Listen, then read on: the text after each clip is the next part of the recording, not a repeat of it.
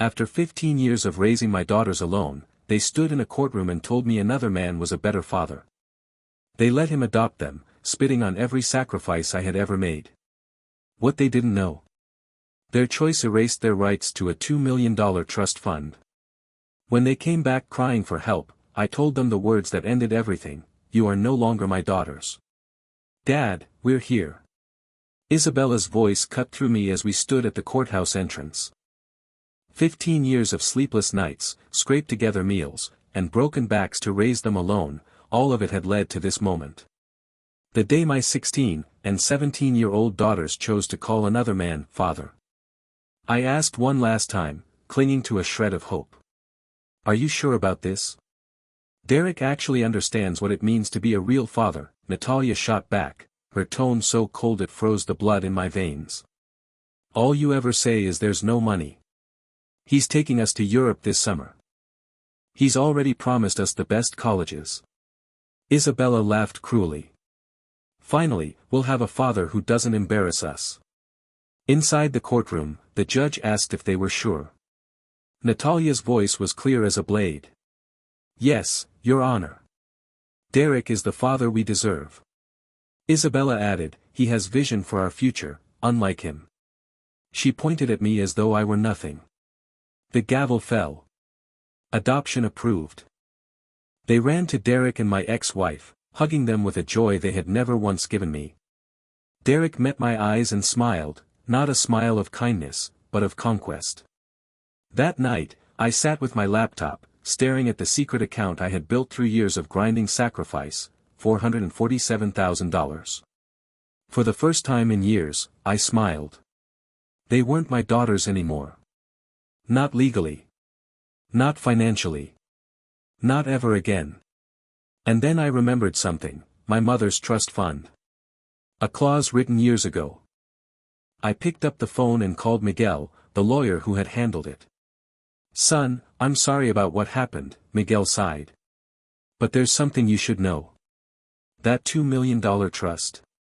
It's all yours now." My hand tightened around the phone. "Explain." "Your mother was smart. She wrote it so if your daughters ever stopped being your legal dependents, the money would revert to you, the biological father. She never trusted your ex-wife." In silence, I logged into my accounts. $447,000 became $2,447,000 overnight. 15 years of sacrifice, spat on by my daughters, had just turned into the fortune they thought was waiting for them. But I wasn't done.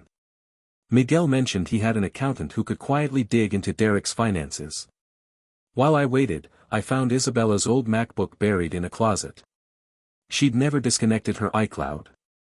I opened it. And what I read in those chats between my ex-wife and my daughters didn't just break me, it revealed the ugly truth of how they had twisted every sacrifice I had ever made into proof I was nothing. For years, my daughters thought I was just the stingy father with the old car, while their mother painted Derek as the savior who showered them with gifts. They didn't know the truth: behind the BMWs, the designer clothes, and the fake promises, he was drowning in debt, and dragging them down with him. "Dad works so much because he doesn't care about us. He only cares about money."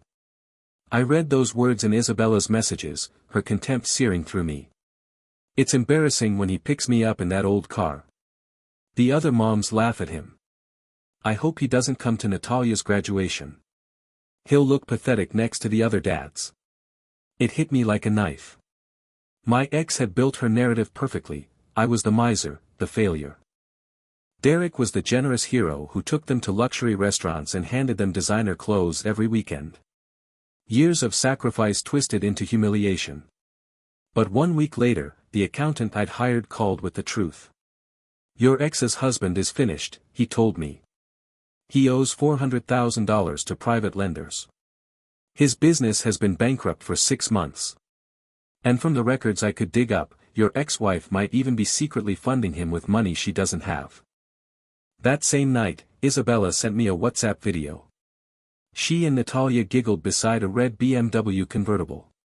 "Look what Daddy Derek is giving us for our 18th birthdays. Finally, someone who invests in our future." I stared at the screen and replied with nothing but a thumbs-up emoji. The report gnawed at me. If Derek was desperate, who else had he begged for money?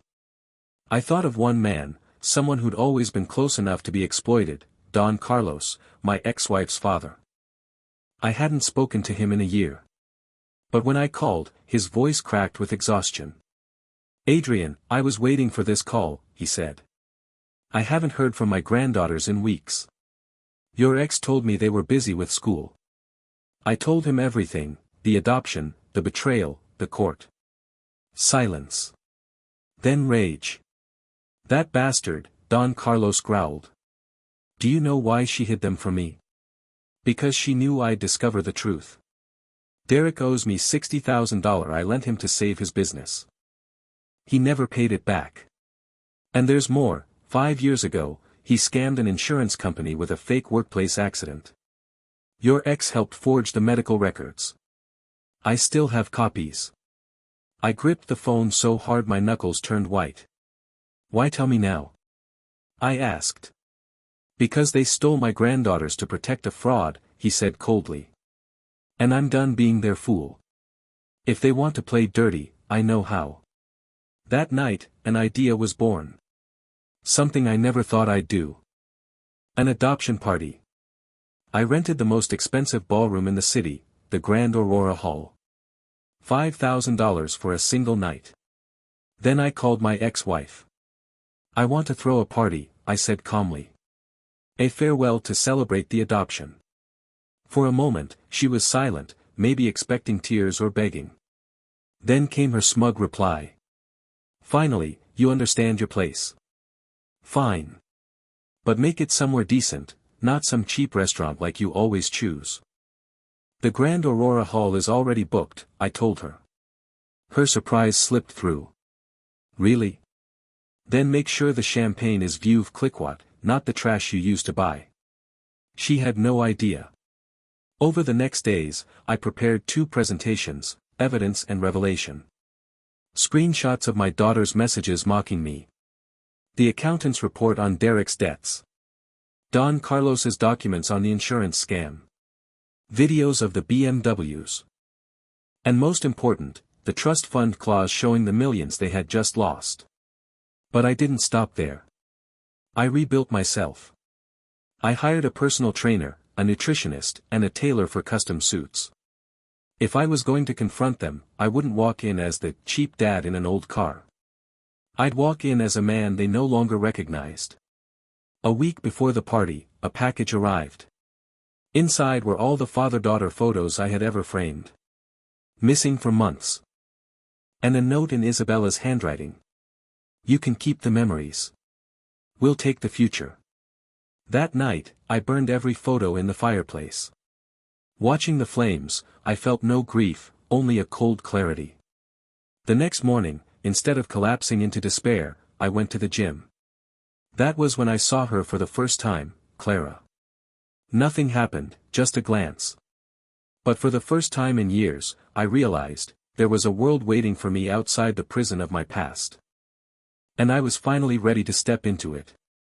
It was time to collect. The numbers didn't lie, and the numbers said it was finally my turn. The first sign of panic came just 3 days after I confirmed the adoption celebration. My ex-wife messaged me, "I need the guest list to curate it. I want to make sure it's appropriate for the girls." I sent her a polished list of 40 names. What I didn't tell her was that I had a second list, the forbidden names I knew she would instantly cross out. The former co-workers who knew the truth about Derek. The ex-business partner he owed money to. And, of course, Don Carlos. Predictably, she sent the list back with half the names slashed. These people are not appropriate for a family celebration. Perfect.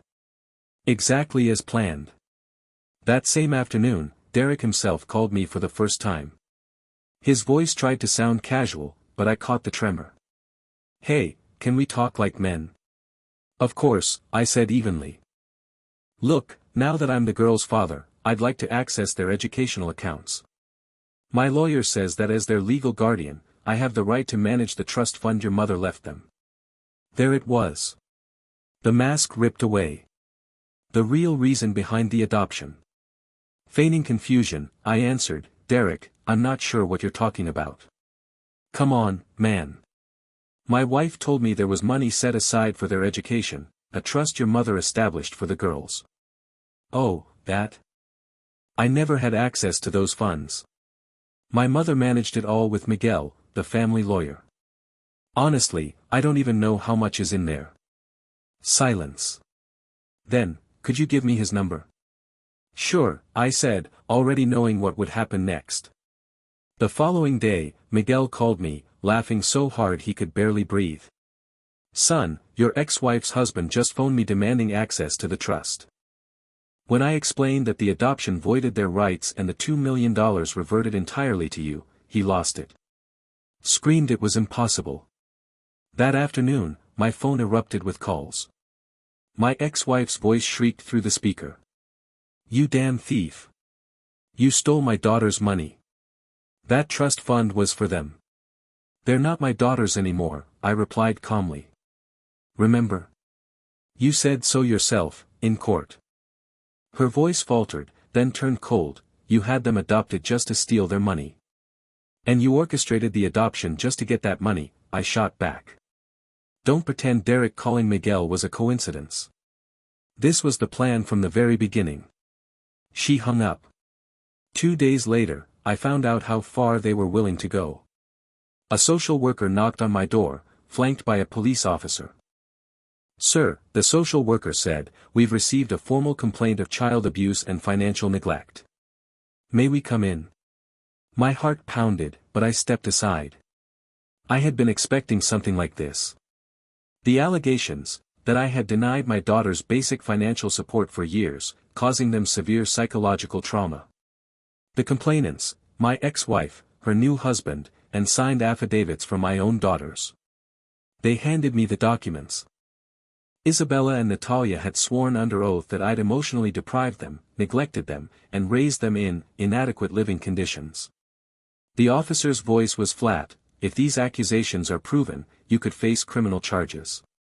I asked for a few minutes, went upstairs, and returned with a box I'd kept for 15 years.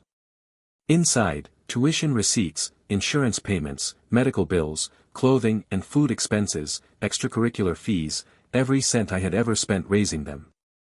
The social worker sifted through the stack for half an hour before finally looking up. Sir, this clearly shows you provided not just basics, but far beyond. Is there any reason the minors would sign these statements? Yes, I said coldly. Because their new parents promised them access to a trust they can't touch anymore. I told them everything, the adoption, the $2 million clause, Derek's phone call. Then I pulled out my ace, the recording of Derek admitting his lawyer told him he had rights to the trust fund, and his rage when I pretended not to know. The officer's expression hardened. The social worker muttered, "This is highly irregular. It looks like someone is trying to weaponize the system for financial pressure." They left after 2 tense hours. But before the officer walked out, he turned to me and said something that froze my blood.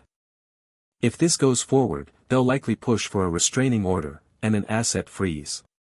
Make sure your papers are in order. That night I didn't sleep. Not only had they tried to strip me of my money, they had turned my own daughters into weapons, willing to sign papers that could have sent me to prison. By dawn, my anger crystallized into something sharper, resolve. The very next morning, I picked up the phone and called the financial aid offices of both universities where Isabella and Natalia were set to enroll. "Good morning," I said evenly. "I need to formally withdraw as guarantor and co-signer for my daughter's student loans." The woman on the line hesitated. "Sir, is there an issue?" "Yes," I replied coldly. "They're no longer legally my daughters. They were adopted by another man. Any financial responsibility now falls to him. And for the record, they just filed sworn complaints accusing me of child abuse and neglect." A long pause. Then the inevitable, "Sir, without verified parental support, their enrollment will be placed under immediate review. Their adoptive father will now be responsible for all obligations." Exactly as I intended. A week later the fallout began. My phone buzzed, Natalia, sobbing. Dad, please, I need your help. My enrollment was cancelled and I have $5,000 in credit card debt. It was for that Cancun trip Derek gave us, but now he says it's mine to pay. So Derek was already pulling back his gifts the moment the plan crumbled. And why, I asked icily, would that be my problem? Because you traumatized us with your stinginess all these years. It's the least you can do. The venom in her voice left me stunned. They had accused me of being a monster, and yet still expected me to rescue them. No, Natalia. According to the court, that's Mr. Derek Martinez's responsibility now. Call him Dad. For the first time in my life, I blocked my own daughter's number. That evening, I poured myself a glass of 18-year Glenfiddich, the drink I had promised myself would Derek the end of this nightmare. For the upcoming party, I asked Clara to be my guest. She was the woman I had met at the gym, someone who reminded me life still existed outside of fatherhood and betrayal. Dinner with her the night before the event drove home a bitter truth: they hadn't just stolen my role as a father. They had stolen years of my life I could never recover. The night of the party arrived. I adjusted my cufflinks, looked in the mirror, and saw a man reborn, not the broken father they had discarded, but someone sharpened by betrayal. Clara and I pulled up to the Grand Aurora Hall in a chauffeured Mercedes. Inside, I saw them, Derek sweating in a rented suit, my ex-wife fidgeting, Isabella and Natalia pale with confusion. They still hadn't processed why their universities had cancelled their enrollments. Their faces twisted in horror when they recognized me. Gone was the tired man from the courtroom. In his place stood a man in a tailored suit, transformed physique, and on his arm a woman who looked like she had stepped straight out of a magazine. Derek visibly blanched. He realized too late, he had underestimated his victim. I nodded toward them. The true guests were arriving, Derek's creditors, Don Carlos with a cold smile, and the relatives who had seen through the lies. The laptop was ready. The projector was set. Clara whispered, "It's time." I walked up to the stage. Conversations died mid-sentence. All eyes fixed on me. "Good evening," I began, adjusting the microphone. "Thank you for joining us tonight. This isn't just a party. It's a commemoration, a transfer of responsibility, of truth, and of consequence." The screen behind me lit up with the first slide: years of bank statements, overtime pay, double shifts. For 15 years, I continued, I worked 2 jobs to give my daughters everything. Isabella, you once mocked my spreadsheets. Here is the final one. $447,000 flashed across the screen. Gasps rippled through the room. And this, I said, changing the slide, was their grandmother's gift. On the left, the $2 million trust. On the right, the adoption decree. As of May 15th, they are no longer my daughters. Legally, this money belongs to me. My ex-wife leapt from her chair. "You stole their money." "I stole." I thundered back. "I stole what I saved with my own hands for 15 years. I stole the trust that legally reverted to me after you stole my daughters." "No. Let's talk about real theft." The next slide lit up, Derek's debts. $400,000 owed to private lenders.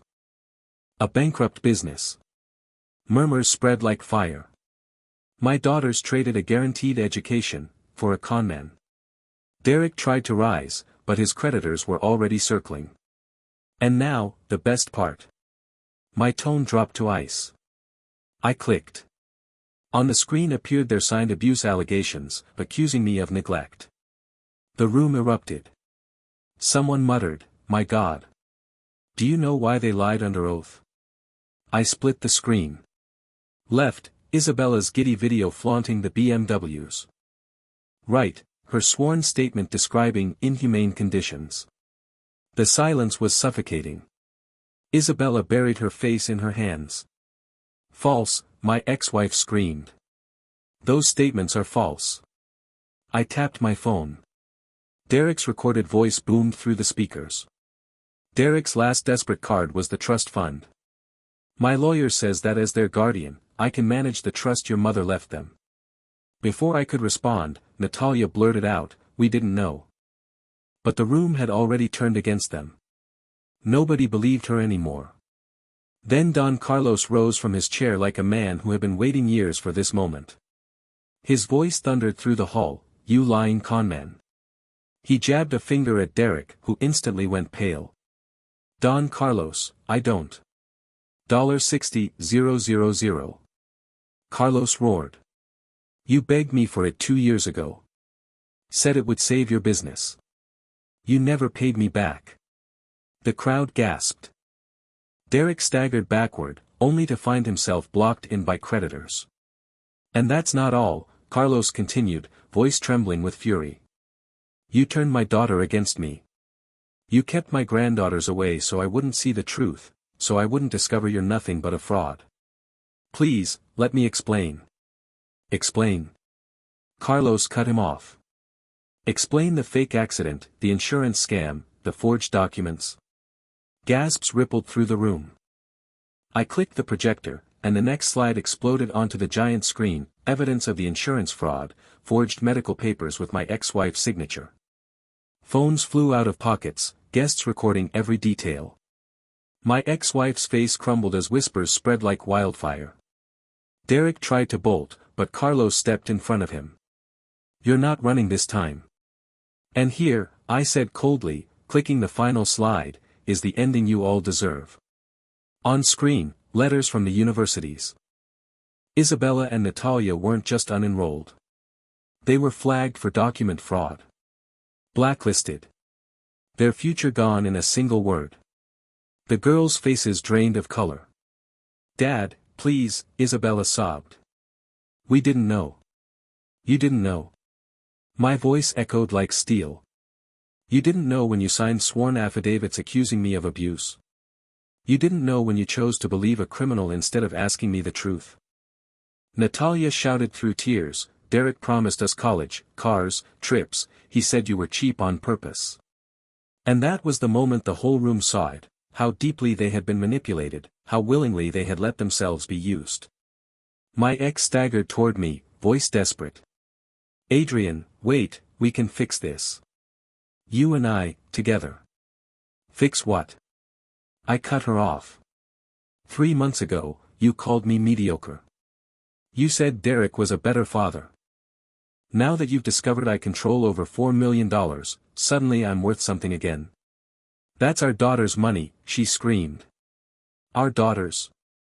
I laughed bitterly. "You made sure they weren't mine anymore.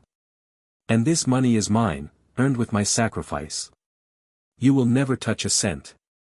I turned back to the microphone, delivered the final blow, "You freed me from my purpose as a father.